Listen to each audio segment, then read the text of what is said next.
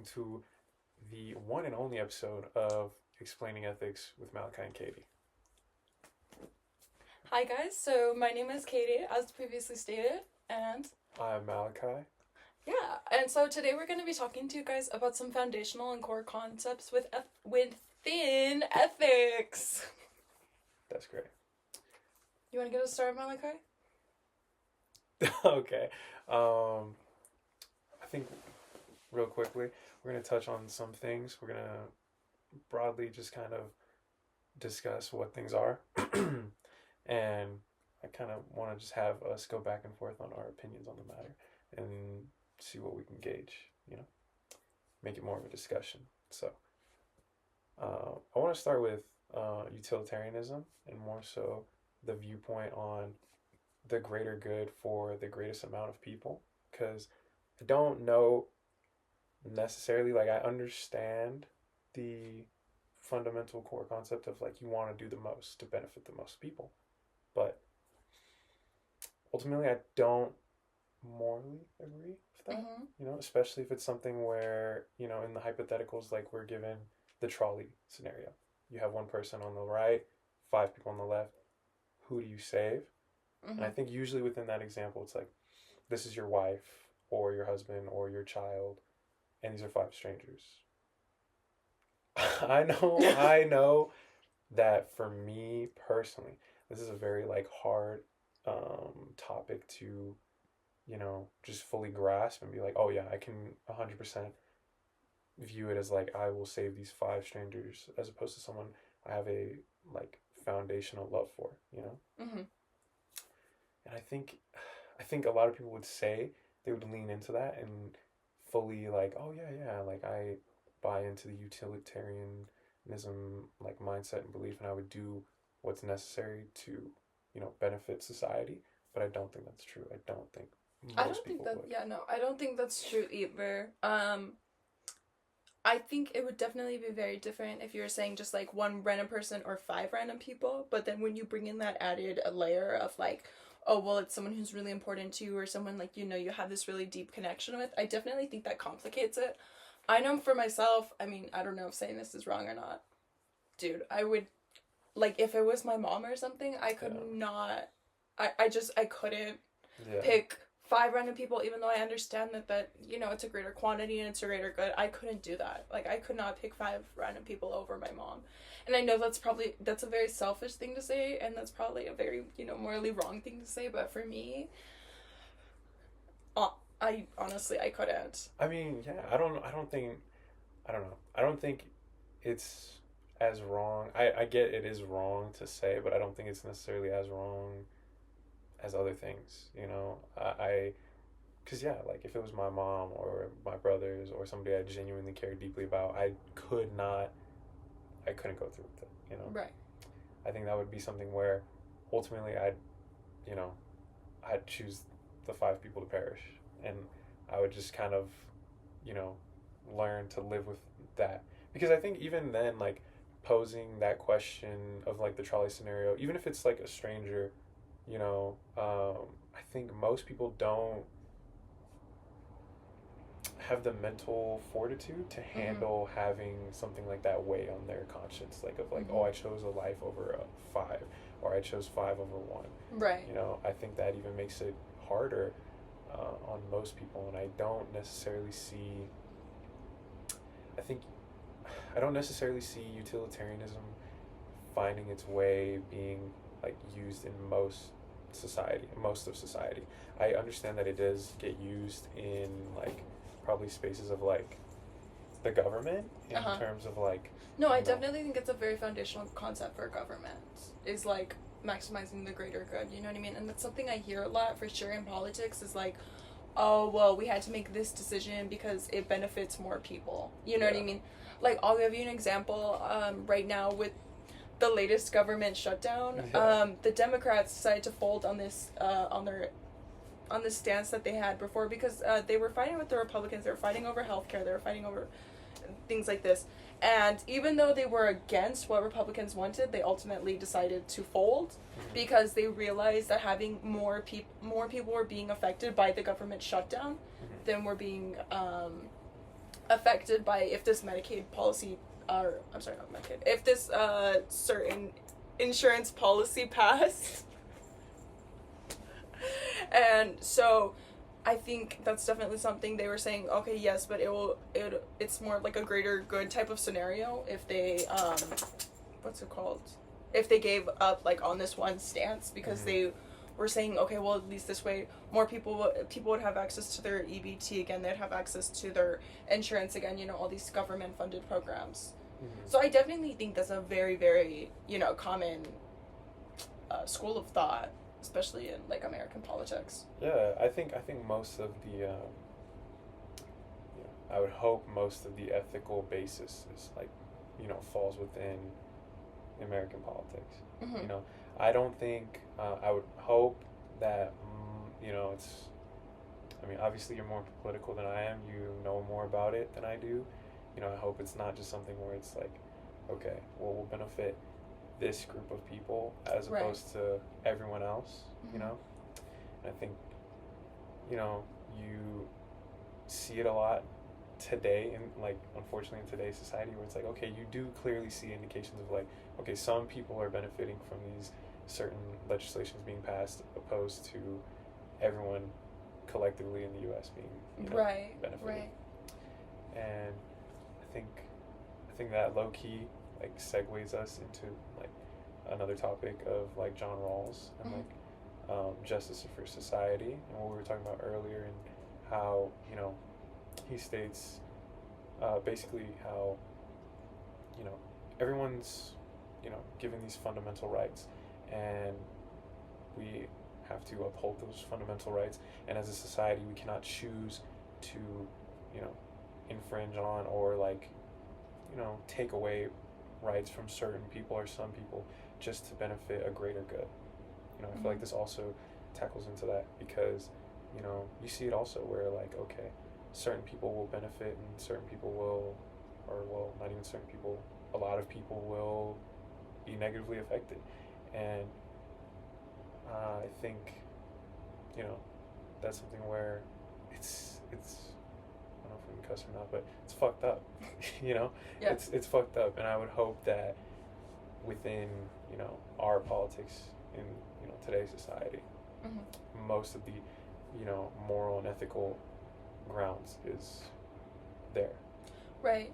No, I agree with you for sure. I mean, it's not something you can pick and choose on, because that's like a super slippery slope. Yeah. You know what I mean? Because once you decide, okay, well, we can pick and choose how we aren't going to apply these things based on like which group of people it affects, then you're not representing everyone, you know, within your, like, you're not representing all your constituents. Yeah. And then at that point, you're not a democracy, because if you're not representing every individual's, you know, wants or desires or interests, then you're not serving the people, you know, the way that a democracy should serve the people. Yeah. And so I definitely agree with that. You know, you can't just say, okay, we're gonna do this because it represents most people. You should always, especially in government, you should always go out of your way to ensure that the largest amount of people are represented that you can have represented. I mean, obviously, like, it's not, gosh, what's the word? No, not statistically. It's just not possible to always have everyone represented. You know what I mean? It's just not, as much as like we wish, but as long as you're always trying, I think that's what's really important. You know what I mean? You can't just decide one day, okay, you know what, we're just gonna settle for having this many people represented. You know what I mean? Like, it's important that you always try and incorporate each individual to the best of your abilities. Yeah, 100% agree. 100% agree. I think, you know, I know it's something where it's easier said than done in, you know, in that realm of politics, deciding, you know, which choice is the best for ensuring the most amount of people getting the best outcome. I don't necessarily think that, you know, always the right choices are made to benefit the greater good, but I understand that, you know, there's deeper things at play than I'll ever understand and that I'll ever be capable of understanding.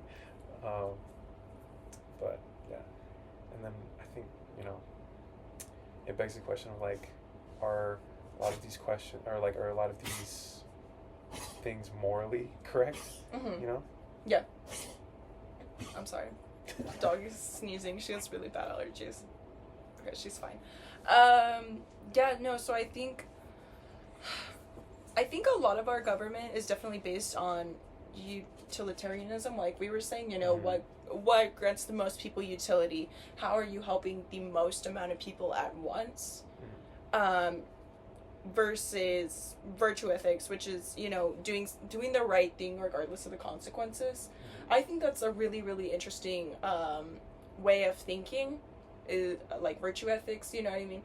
In your life, like always doing something because it represents your morals rather than doing it because you think it'll have the best outcome. Yeah.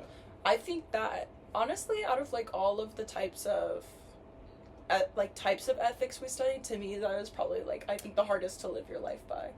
I 100% agree.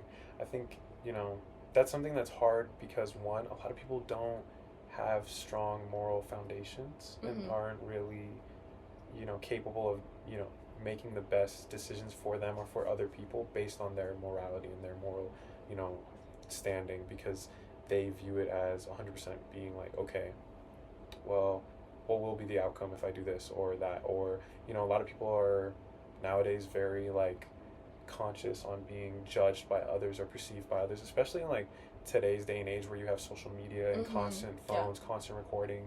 You know, oh, who's going to see this? Who's not going to see this? Who's going to hear this? Who's not going to hear this?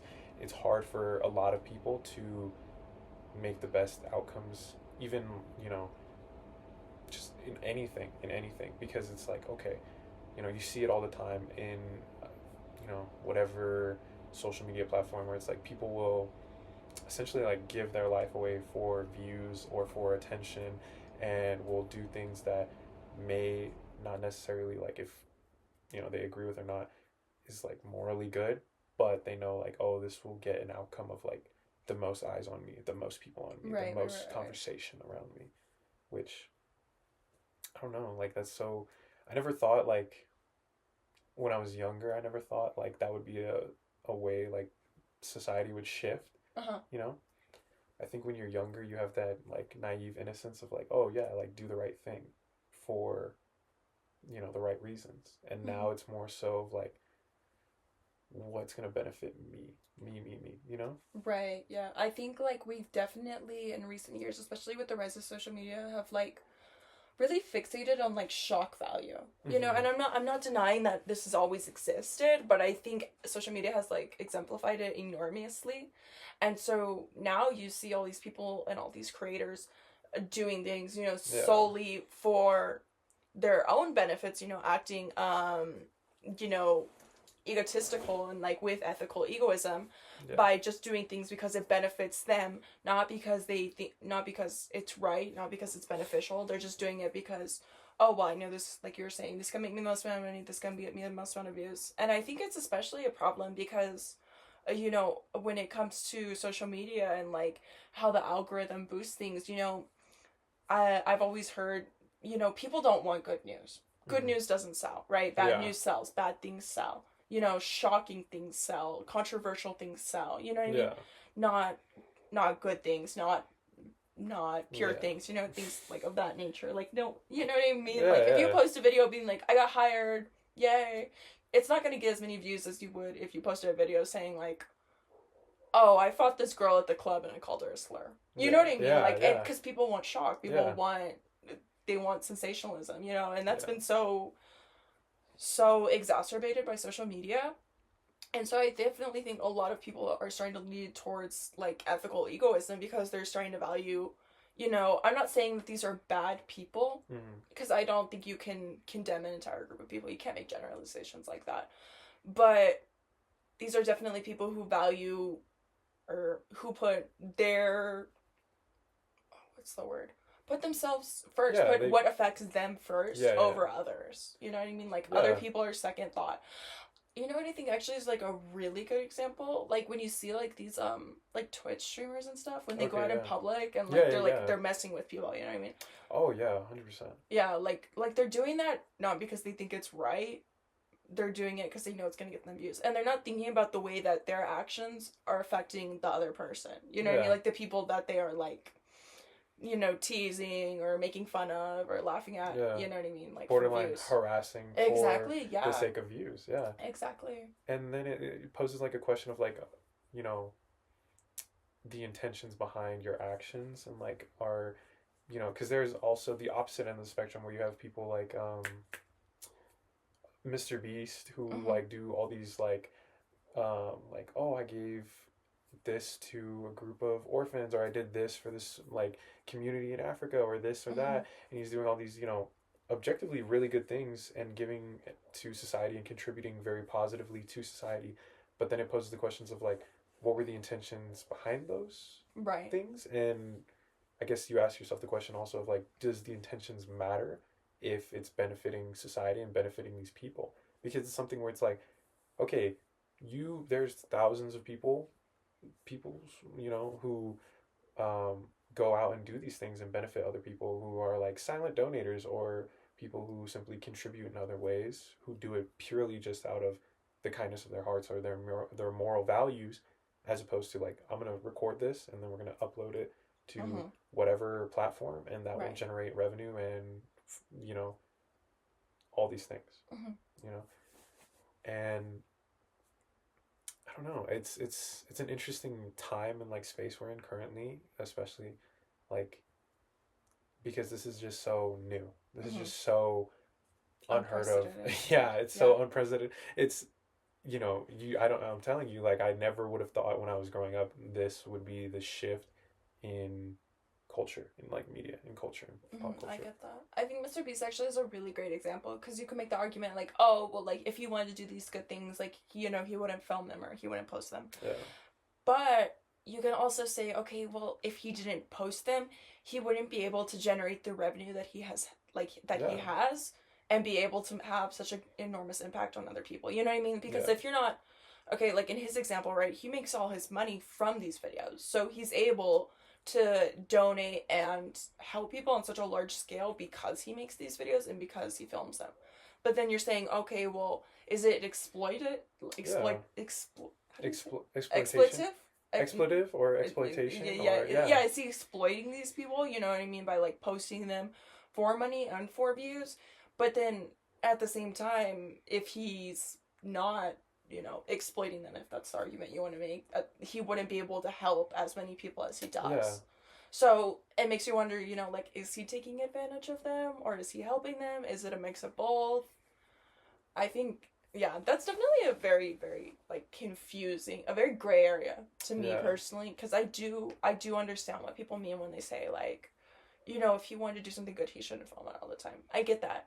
It's kind of like how when you do something good for someone else, like, let's say, for example, right, like, okay, you go to the store and you buy a sandwich, right, and there's a homeless guy outside, you know, and he's like, oh, man, I'm so hungry, and you give him your sandwich, right? Okay, you did something good. But then if you go on your phone right afterwards and you go on, like, your Instagram story or something, like, just gave a homeless guy a sandwich, that made my day. Like, are you doing that because you want attention from other people? Or are you doing that just because you want to, like, talk about your day? I think it's... Yeah. And I think you're 100% right, because there is the element of, like, is this giving validation? You know?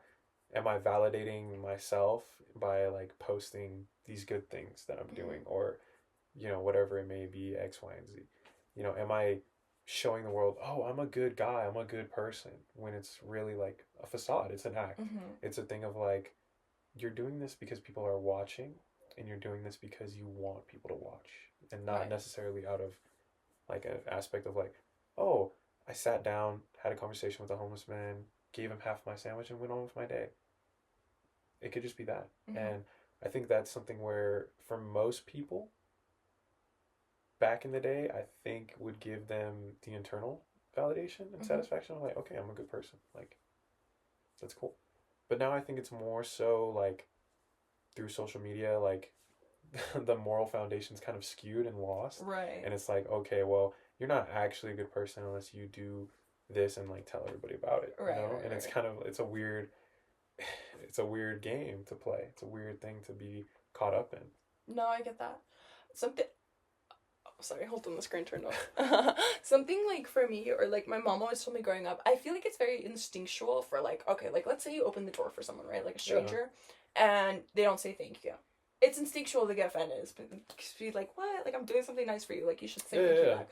But something my mom's like always told me since I was like really, really little, like, don't ever do something expecting something in return. Like, don't open the door for someone because you want them to say thank you to them. Open the door for them because you want them to open the door for them. And that's definitely easier said than done. You know what I mean? Even still now, like, I always open the door for people, you know? But even sometimes, like, if someone doesn't say anything to me, I'm like, oh, rude. Like, come on, what is your problem? You know what I mean? Like, did you learn no manners? Exactly. It's like, it's so much easier to say than it is to do, but I think it's very important, you know what I mean? Like, I think we need to focus more on, don't do things because you want the attention from them or you want the validation from them. Just do them because you want to do them. And if you only want to do it because you want the validation, then just don't do it. Yeah. You know? I mean, that's how I feel. No, yeah. I think you're 100% right. I think, you know, I you know, I've seen it in my own life, and I definitely have been there in that situation where I'm like, damn, asshole over here didn't say thank you. Okay, rude.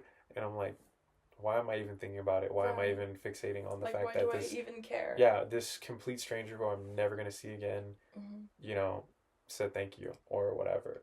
And, you know, why is that so important to me? Why is that something that's, you know... I need that validation so much, right? For something as simple as, like, opening a door. Yeah, I get it. I get that there's, like, I don't know if it's a thing of,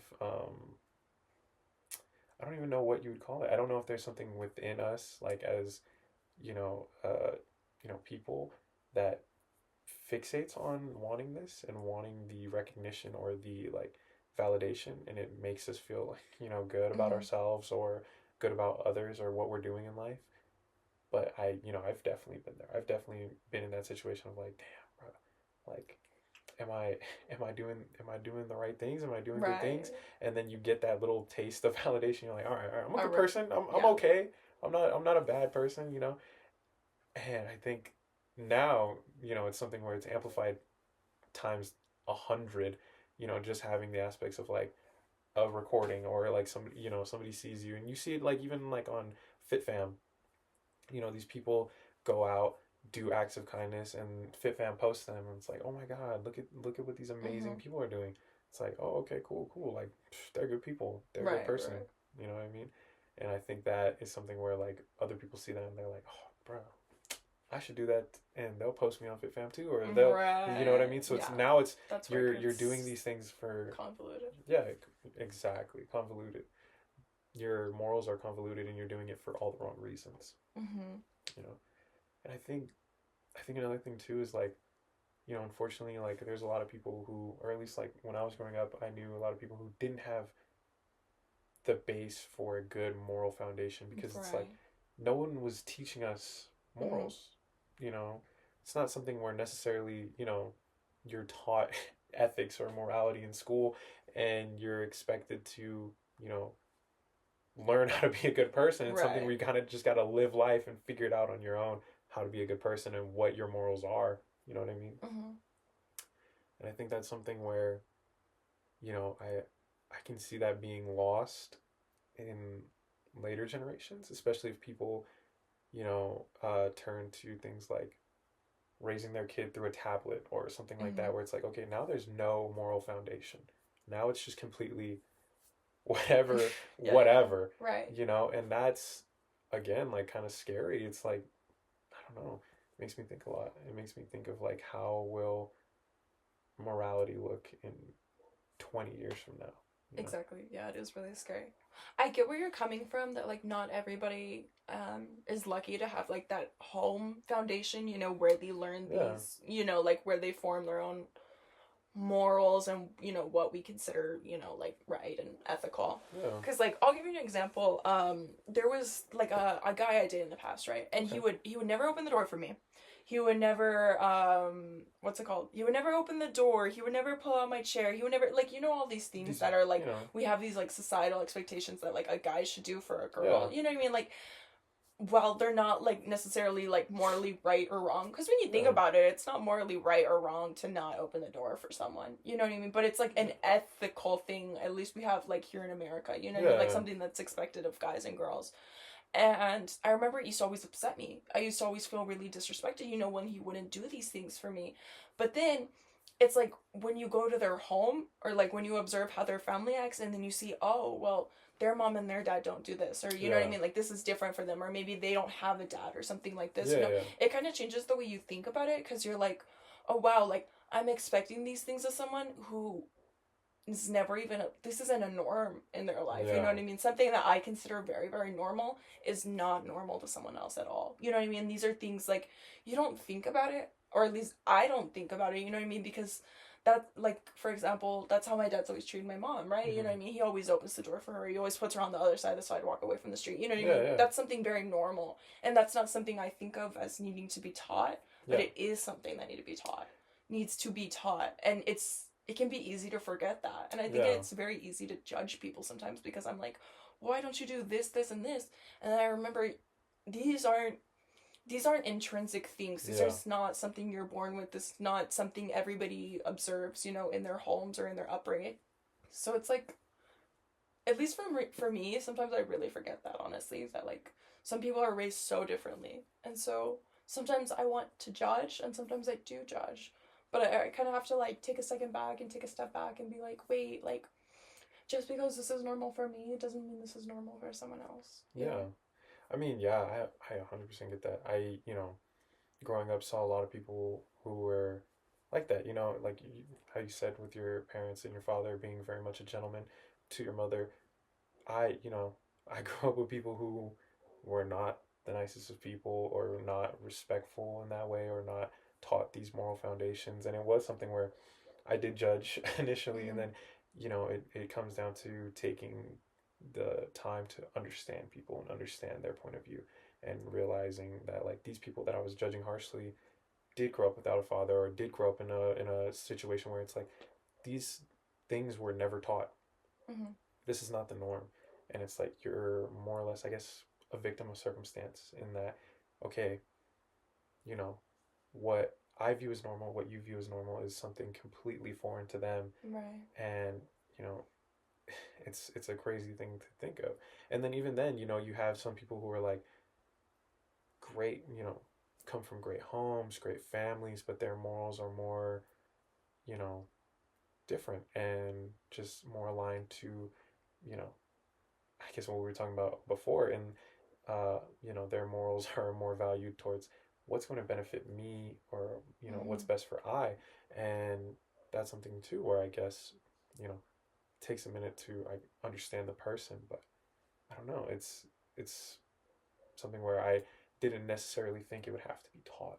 Morality, I didn't think You're morality right. would have to be taught. Exactly. But then it's crazy, because when you reflect on the way you were raised, you realize all the different things that shaped you to think the way you think, and all the things that maybe your parents did, or your grandparents did, Mm-hmm. or the teachers you had did, that made you think the way you think. You know what I mean? Because I'll give you an example. My parents have always really, really valued fairness. Mm-hmm. That's extremely, extremely important in our house.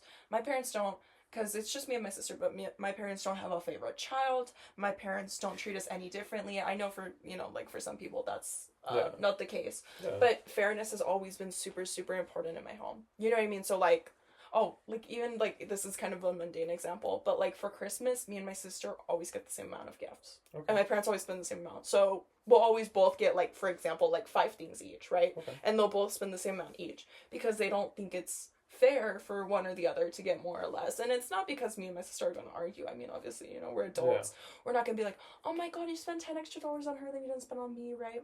But it's really important to my parents that they always knew that they loved us equally and they treated us equally. Yeah.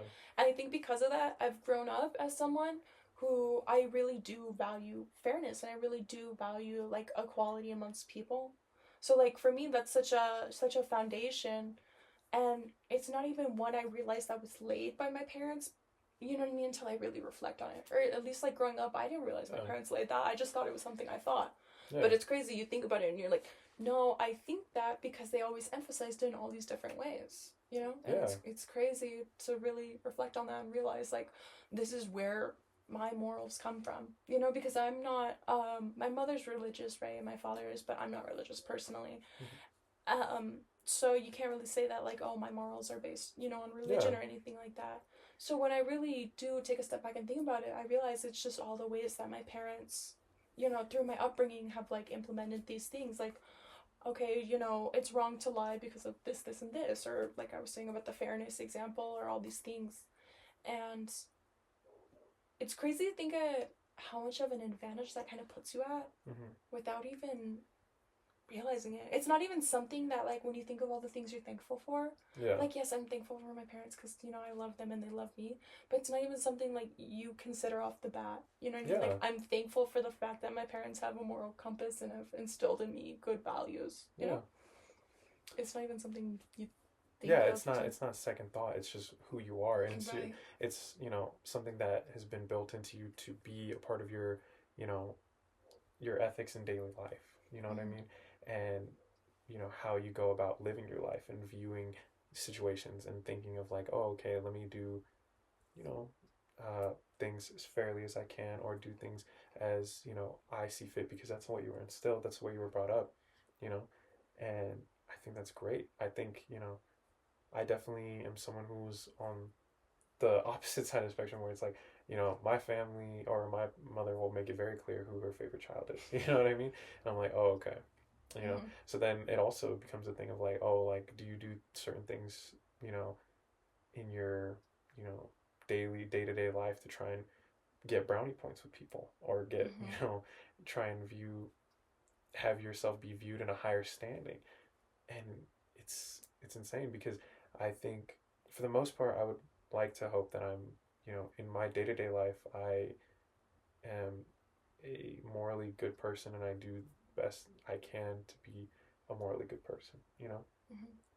And I think, you know, I can easily see how, like, younger me was not that way. You have to be very self-aware of, you know, your actions, your choices, who you are as a person, to understand, you know, your day-to-day life, how you interact with people, how you interact with situations morally and ethically. Because I know for a fact that I did not do things, you know, in a cadence to, like, just being a good person or doing the right thing. It was more so of, like, oh, I back then only cared about me, what was going to benefit me, what was going to do the best for me. I judged harshly. I did, you know, these things that are not necessarily great.